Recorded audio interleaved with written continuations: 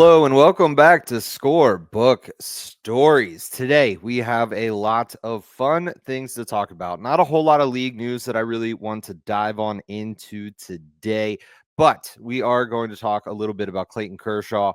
Congratulations to Mr. Kershaw. He is now the fourth left-handed pitcher to join the 3,000 strikeout club, recording his first strikeout back in May of 2008. 1,000th in 2013. He reached 1,645 in 2015, completing his sixth straight 200 strikeout season. 1,745 strikeouts ended his first 300 strikeout season. In 2015, he had his 2,000 strikeout. In 2017, he then passed Sandy Koufax in 2019 with 2,397 Ks, passed Don Drysdale in 2020, passed Don Sutton for the all-time Dodgers strikeout leader in 2022, and is now one of 3,000 strikeout pitchers. Unbelievable. Kershaw right now in his career is 87th all-time in wins, 175th in innings pitched, 20th in strikeouts, 76th in ERA. I think he's still got a couple years left in him. I really do. Clayton Kershaw's a good pitcher. He looks pretty good. I think he probably has another year or two in him. It's going to be a lot of fun. I can't wait to see where Clayton Kershaw's career goes. But throughout the rest of today, we got the MLB Futures game to talk about. The starters for the All-Star Game have been announced. Then we are going to dive into some trade speculation, followed, obviously, by our standings updates, stat leaders, player and pitcher of the week, along with some games to look forward to. So let's get things started with the MLB Futures game on Saturday, July 12th. I can't wait. I think it's going to be a lot of fun. The rosters are stacked on the NL side. There's guys like Andrew Painter, Jackson Wiggins, Carson Weisenhunt, Joe Mack, Eduardo Tite, JJ Weatherholt, Sal Stewart, Zaire Hope. There's some really good ball players on this. Connor Griffin is on the NL roster. All of these guys look really good, and they're going to be the stars of your favorite teams in the future. This is a game that you don't want to miss. If you have an opportunity to watch it, I highly recommend it. Over on the AL side of things, there's Gage Jump is over there from the A's.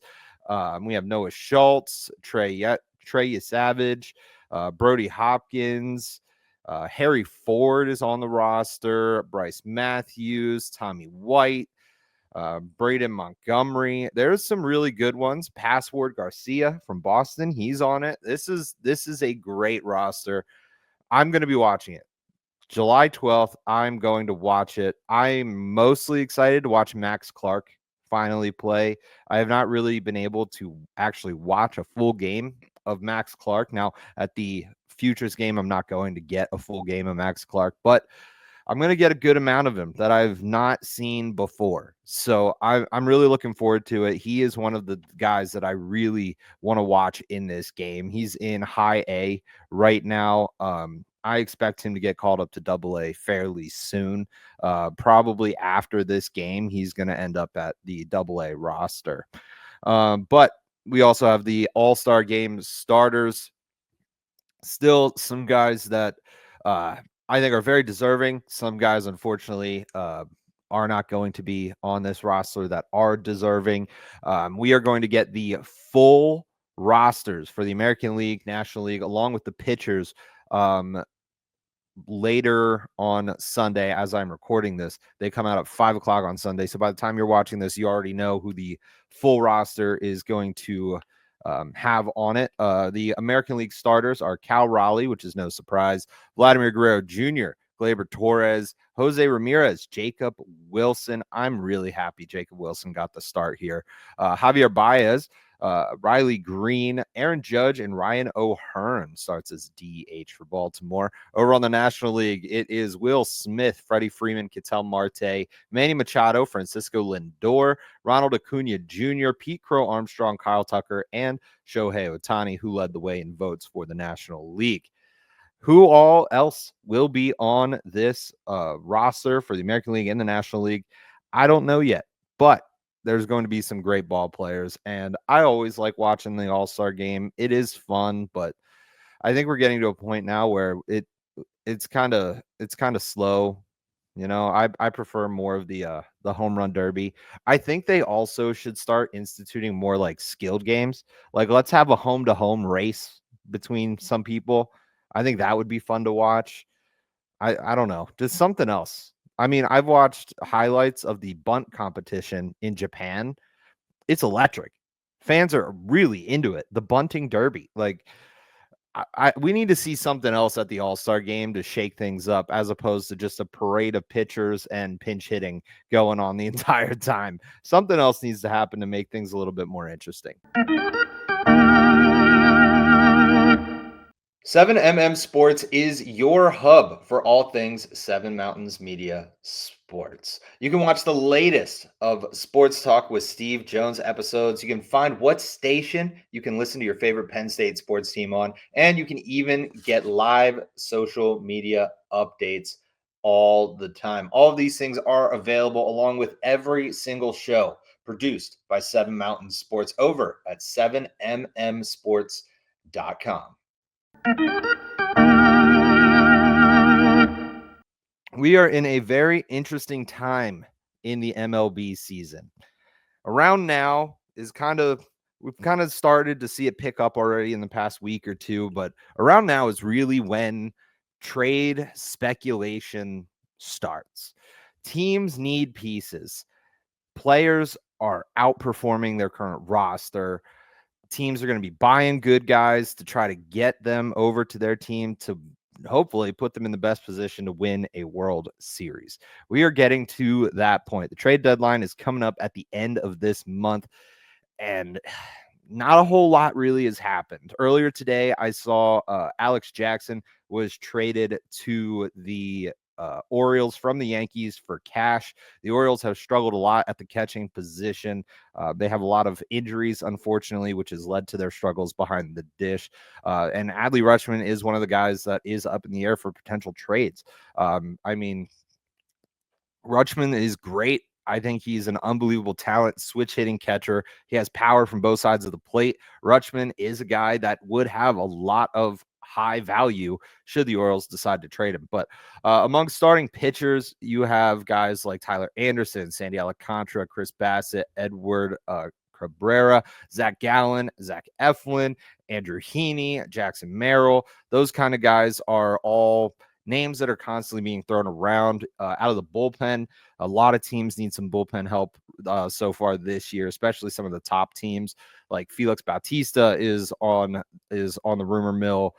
David Bednar, Anthony Bender, Jake Bird, Aroldis Chapman, Sir Anthony Dominguez, Kenley Jansen, Andrew Kittredge. Like there's a lot of guys out there that could be up for grabs to help a starting rotation or even help bolster a bullpen a little bit.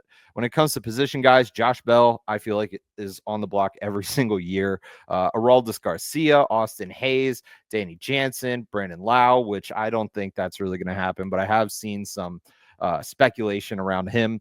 Ryan McMahon, Yohan Moncada, Ryan Mountcastle, Cedric Mullins, Ryan O'Hearn, Luis Robert Jr., Eugenio Suarez, which again, I don't think that would be a good idea for the Diamondbacks to trade him, but I've seen a lot of people reach out about Eugenio Suarez, Dalton Varsho, Taylor Ward, so many more. The list continually goes on. But when it comes to buyers at the deadline, I really think the Yankees, Phillies, Padres, Giants, Brewers, Mariners, I'm confident those teams are going to be buyers. They're going to go out and they're going to try to get someone that is going to put their team in the best position to win.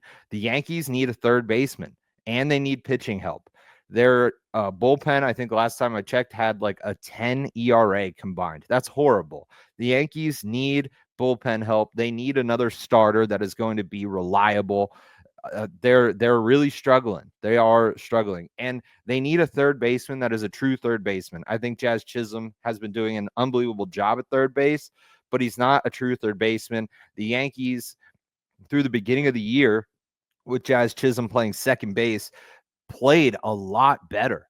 they looked a lot better. Jazz was hitting a little bit better, not a whole lot better. He's still performing at the plate, but defensively, the Yankees were more sound with Jazz Chisholm at second base. I think that's where they need to put Jazz in order to succeed. He's playing okay at third. It's okay, but that's all it is. They need consistency. And guys like Eugenio Suarez, guys like Nolan Arenado, guys like Yohan Moncada are going to give that solidify that third base position for the Yankees. They need to go get bullpen help, and they need to go get third baseman. The Phillies, once again, seem to be in some bullpen issues. I've seen a lot of conversation around the Phillies going out and getting David Bednar. I think that'd be a good fit for David Bednar to be in Philadelphia. I think the Phillies definitely need an arm like David Bednar that can throw mid to high 90s and get guys out and get some weak contact. I mean, Bednar hasn't had the greatest season so far, but he is capable of being a dominant closer and a dominant arm out of the bullpen, as we saw last year with his all-star performance all season long. Padres and Giants, I think, just need to upgrade here and there, all around the field, all around the clubhouse, just to get themselves into a little bit better position to close the gap between them and the Dodgers. This division is super tight, and the Padres and Giants are going to need to improve somewhere all over the field. There are opportunities for them to get better in right field, left field, center field, first, second, third, short, behind the plate, pitching, bullpen. There are opportunities for them to improve, and those two teams need to do that if they want to try to win the NL West. Bottom line. The Brewers and Mariners, I think, just need to upgrade their bullpens, add a little bit of help off the bench, maybe in the form of a utility guy that can play anywhere in the field and get on base frequently. Because if those two teams can start winning and getting guys in scoring position, getting runs across, and have shut down pitchers out of the bullpen, they're going to be in contention, if not winning their division. When it comes to sellers, on the other hand, the Orioles, Rockies, Angels, White Sox, Guardians, and Marlins, I am confident will be selling at the deadline. The Orioles I'm putting as sellers mainly because of the amount of depth that they have in the farm. They have a lot of really good ball players, what's his name? Samuel Basallo. He is a catching prospect who can also play first base. Very good ball player. He is hitting unbelievably well down in AAA right now. And I think if they want to trade Adley Rutschman and get a haul of prospects while Rutschman still has a very high value, now is the time to do it. And you can call up Basallo, who is performing out of his mind and probably is ready for the MLB level. If he struggles a little behind the plate, but his bat is performing, he can go play first base. He gives you that little bit of flexibility. So I think the Orioles, with their depth in the farm, that's going to allow them to replace some of their top talent with younger guys that have more club control. The Rockies, I think, have no chance of making the playoffs this season. So they're just going to offload literally anybody who has any talent for any level of prospects that they can pull in and just have full team control over that prospect. That's what's going to happen.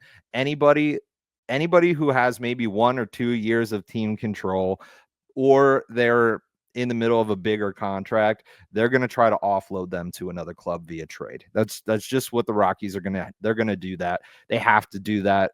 The Angels, I think, have some great players, and they're just not winning.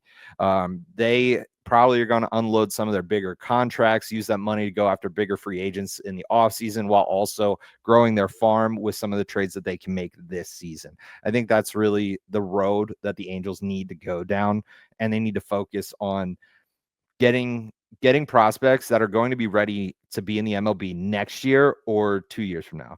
Like, they need guys that are almost MLB guys. They can't go grab a top prospect who's 18 and is going to sit down in high A and flow himself up to the MLB in 5 years. Like, they can't get a guy like that. The White Sox they're not performing, and I think they need to just continue to build the farm. They have some good prospects down in their minor league system. They just need to add more to those prospects. So when everyone is ready, to get up onto that major league roster, they're going to be competitive. Will they be good enough to win a World Series? I don't really know, but I do think that if they can manage to get rid of some players that are of some value, then they'll be able to build a farm system that will be supportive of this organization and grow them moving forward. The Guardians and Marlins, they're two teams that might not actually be sellers, but I have a feeling they're going to be. The Marlins are 11 games out of the division, 6.5 out of a wild card spot. I don't think that the Marlins really have a shot to win the NL East because the Mets and the Phillies are performing significantly better than the Marlins right now, but they could squeak into a wild card spot. It is unlikely, but I still think that they could do it. So they may not quite be heavy sellers. They may sell a big contract or two for a couple of prospects, but they're not going. I don't think they're going to sell off like all their top guys for a farm. The Guardians are 14.5 points out of the division, 6 out of the wild card. They're another team.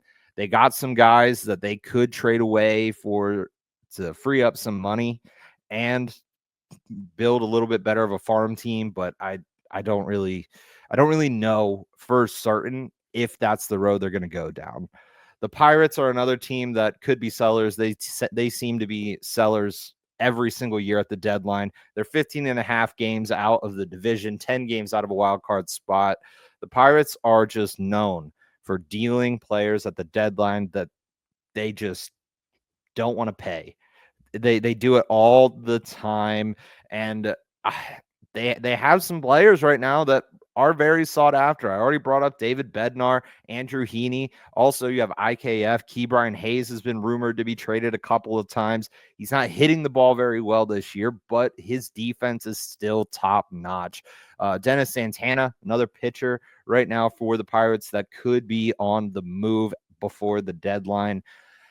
I don't really know who all the Pirates are going to look to offload, but I got a feeling there could be some big changes to what this Pirates roster looks like. I always feel like the Pirates somehow are somewhat close and they go on a nice little run before the All-Star break.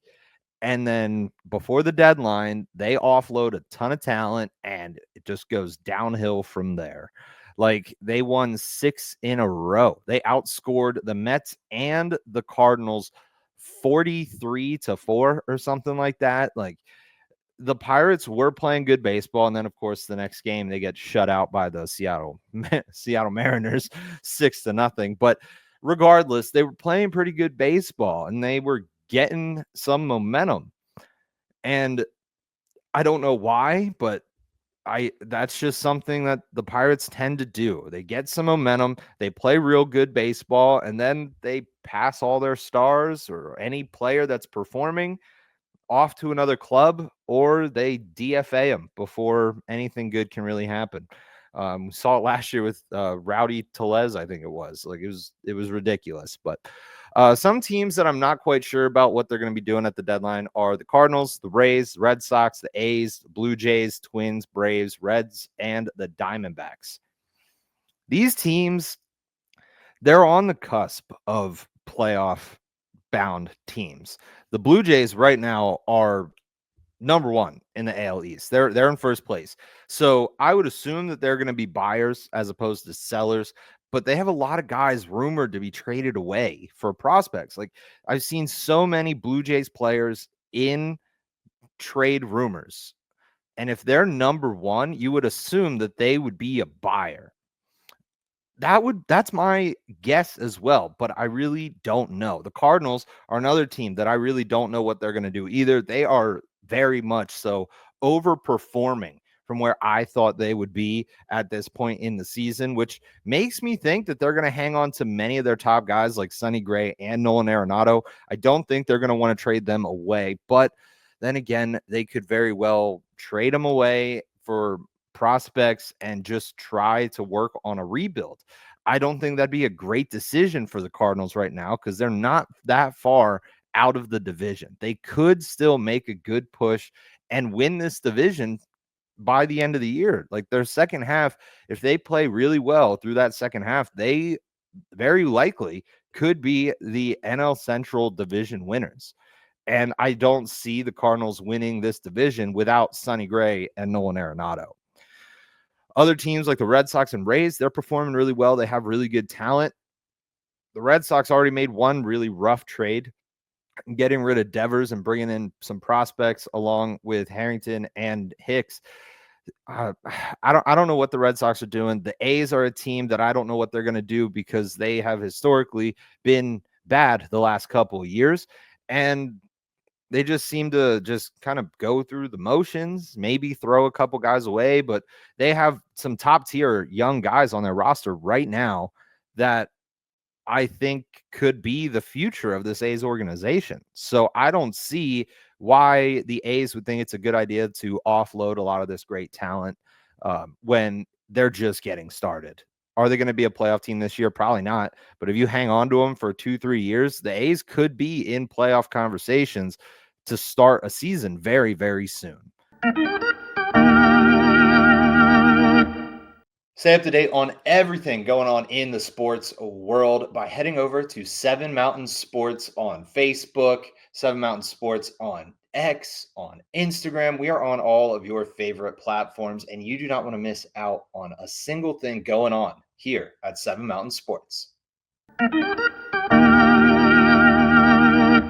Now it is time to dive into the standings updates around the MLB.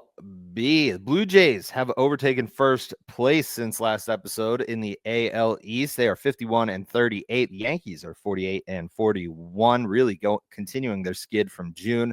The Rays are in third at 48-41. Red Sox are in fourth at 45-45. Orioles 39-49. The Orioles need to do something. This deadline is going to be very important for the Orioles, and we are going to know a lot about what Baltimore is going to end up doing with the remainder of this year through the second half based on how they handle everything going on trade-wise from now until July 31st. In the Central, the Tigers are on top. They could use a little additional help defensively, but they're still on top of the Central at 56-34. The Twins are 43-46. Royals are in third at 42-48. That's another team I really don't know what they're going to do at the deadline. They got some great prospects. Jack Caglione has not been performing to his standard that he set all through the minor leagues since he has been called up. But I also think that is in part to him not playing first base as much, really getting stuffed out into the outfield. But the Guardians are in fourth place in the AL Central at 40-47. The White Sox are in last at 30-59. Out in the West, the Astros are doing whatever it is the Astros are doing, dominating out in the West, 54-35. Mariners are in second at 47-42. The Rangers are 44-45. Angels 43-45. The A's are in last at 37-54. But I still am a huge fan of the A's. Love watching them play baseball. A lot of young guys that are proving that they can handle this MLB workload. Over in the National League, we have the Phillies at the top at 52-37. The Mets are at 52-38. Marlins at 40-47. The Braves at 39-49, and the Nationals at 37-52. In the Central, the Cubs are on top, 53-36. Brewers are in second at 49-40. Cardinals are 48-42. The Reds are 46-43. And the Pirates are in the bottom of the Central at 38-52. Out in the West, Dodgers holding a commanding lead right now at 56-34. Padres right behind them with a 47-41 record. Giants have a 48-42 record. Diamondbacks are 44-45. The Rockies are 20-69. Rough year for the for the Rockies, to say the least. But statistically, Aaron Judge is still on top of the batting average leaderboard with a 361, followed by Jacob Wilson batting 333, Will Smith batting 332, Jeremy Pena batting 322, and Jonathan Aranda at 315.